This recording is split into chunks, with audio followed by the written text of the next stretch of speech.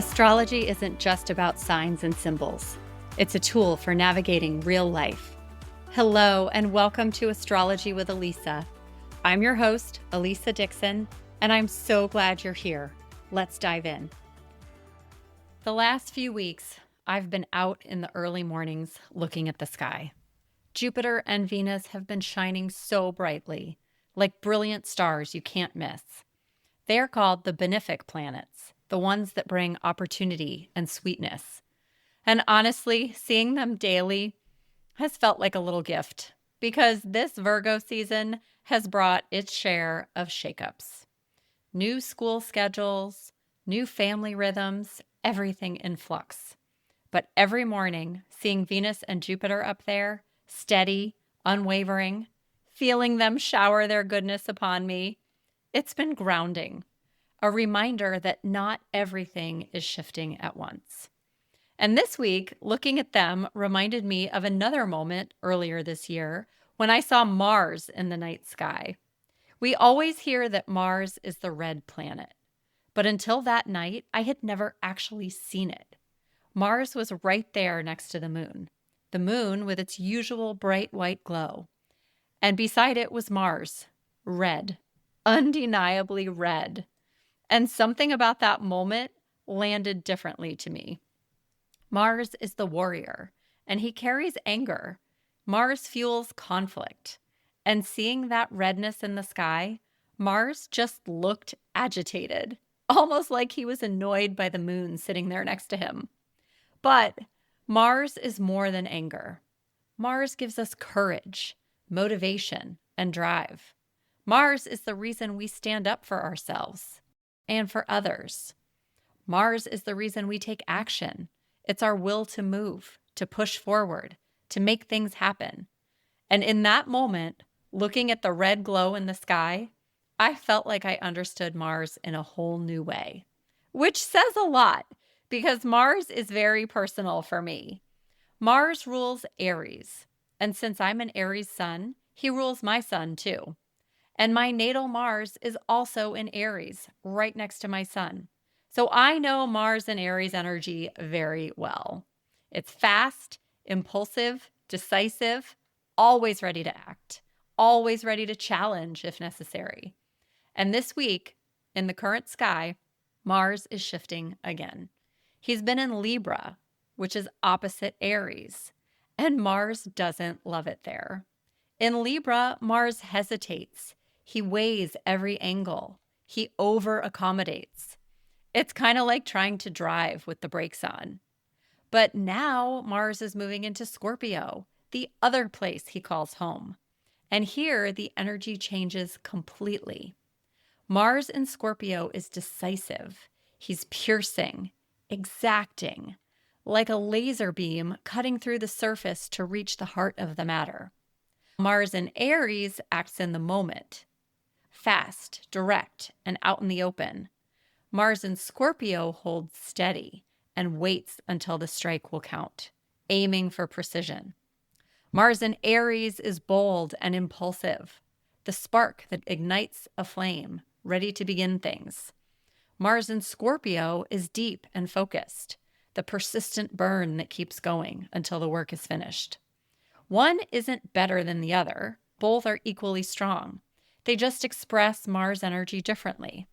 And I saw this difference so clearly this weekend watching a silly show with my family called Destination X. It's a reality show where players travel across Europe, but they don't know where they are. Each episode, they have to guess their location and compete in challenges to avoid the weekly elimination. In this episode, the contestants had to secretly choose who they would like to eliminate. They used little daggers to mark names in secret. And then someone had to make a choice in front of everyone about who to save. And I thought, this is so Mars. The secret daggers behind the scenes, that's Mars in Scorpio. Strategic, precise, and quietly powerful. Then the public choice, confronting everyone right there in the open. That's Mars in Aries.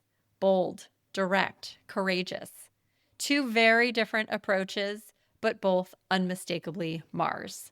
And it's not just on TV. I've seen this difference in my own family too. Growing up, I was the one who immediately stepped up to challenge something I thought wasn't fair. I'd push back on rules, especially with my dad, always ready to argue my case. I came in loud and direct. My brother Greg, completely different. He didn't rock the boat the way I did. From my perspective, he just seemed to go with the flow. Not because he was afraid, but his Mars just fires differently. His Mars is in Scorpio, super strong, but he played it quiet, strategic. Take our teenage years, for example. I fought tooth and nail when I wanted my ears pierced a second time. Begging, arguing, crying, shouting about how unfair it was. A little Aries explosion. And my dad never budged. Greg, meanwhile, just went and got the tattoo he wanted. No fanfare, no debate. One day my parents happened to see it when his shirt was off. Too late. His mission already accomplished. In his usual chill way. That's the difference. I press go in public. He makes his moves in private. And it shows up in how we work, too. Give me a quick task and I'll knock it out fast. And then I'm on to the next. You need somebody to start a project? I'll get everybody going. But then I move on. Greg is incredibly focused. He can work through deep, layered problems that I simply don't have the patience for. When my mom needed help downsizing my grandmother's house, Greg was there. It was a huge project that frankly would have made me crazy within minutes. But he worked with my mom for weeks, hours at a time. That's Scorpio Mars, steady, determined, and unshakable. And my Aries Mars shows up in my parenting too. When my son was in kindergarten, more kids were enrolled than the school had expected. So they decided to move a few children from each class into a new one. They didn't ask us our thoughts, they just moved the kids. And my son struggled in the new classroom. And over the course of several weeks, things were getting progressively worse day to day. One day, I had an interaction with his teacher that pushed me over the edge. I sat outside the principal's office for over an hour until I was heard. I was polite, but firm and direct. I was crystal clear about what I wanted. In the end, my son did not return to his original class, but he was placed in a different classroom with an amazing teacher who totally turned around the whole year. It was great. That's Aries Mars. Quick to act, quick to advocate, not willing to let something slide when it really matters. And I think back to summers when I was home from college, sitting at the kitchen table with my mom for hours after dinner. She'd talk for nights on end about moving furniture, changing curtains, and other little projects she wanted to get done around the house that summer. One evening, I lost patience with all the talking. I finally said, "Mom, enough talking about it. Let's just go do it." And even though it was 9 o'clock at night, we got up and moved furniture right then. That's Mars and Aries, turning talk into action immediately.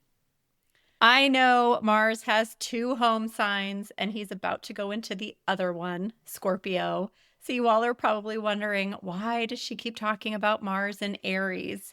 And the reason is we're talking about Mars, and Mars is my planet. Mars is extra important for me in my chart because Mars is my final dispositor. That's astrology speak for Mars is very much in charge of my chart. All the other planets in my chart, based on which signs they sit in, all funnel back to Mars. It's kind of like having a boss who reports to who in the sky or in a chart. Sometimes there's a clear leader, and in my case, it's Mars. So that means my drive, my motivation, the way I push through every aspect of my life, it goes through my Mars in Aries. It's not just a part of me, it's central. And honestly, I can't believe I haven't done an episode on Mars until now. So I will go deeper into dispositors sometime soon because that is a really interesting topic. And I'm sure some of you are now probably curious to see if you have a certain planet in charge like I do. Sometimes there's 2 planets in charge. Sometimes several are in charge or there's no clear leader. But that's why my Mars in Aries got a lot of airtime today. Going back to the current sky, when Mars leaves Libra on Monday and heads into Scorpio, Mars is going to be very happy and his energy will be very strong. And we all are going to feel a shift. We'll probably take action a lot more like my brother Greg does. This is a time when the energy will support us in being more productive, more passionate, more focused. It's like we all get access to that piercing, exacting Mars and Scorpio drive. So think about this now. Ask yourself, what would it look like to take one step with that kind of focus? What could you finish if you put steady, determined energy behind it? And here's the key. Look at your own Mars sign, because that will tell you a story about how you take action, how you advocate, how you fight for yourself or others. And if you're curious and you'd like to go deeper into your own Mars story, you can always book a reading with me at www.astrologywithalisa.com, and we can walk through it together. When you know your chart and how you're wired to take action, that's powerful, and I'd love to unpack that with you. Now, I do want to mention that before Mars fully settles into Scorpio, we have one more thing, a solar eclipse in Virgo this Sunday. Eclipses bring endings and beginnings, and this particular eclipse is on the South Node, so that means that we're leaning into release. Virgo rules health, wellness, and daily habits, so the invitation is simple. Let go of routines that don't serve you, so your energy can go where it matters. I personally used this eclipse window to rearrange my office, a small way of saying, I'm clearing space so I can focus. That's the invitation for you too. In a way, it's a perfect setup for Mars and Scorpio. Lighten the load, whatever it is, release it, so Mars and Scorpio can help you build what really matters to you. Thank you so much for listening. And if you've been enjoying this podcast, please take a minute to follow the show, share this episode with a friend, and leave me a review. It really helps other people find the show. And I love hearing from you. Feel free to send me a text or a DM on Instagram or through the contact form on my website.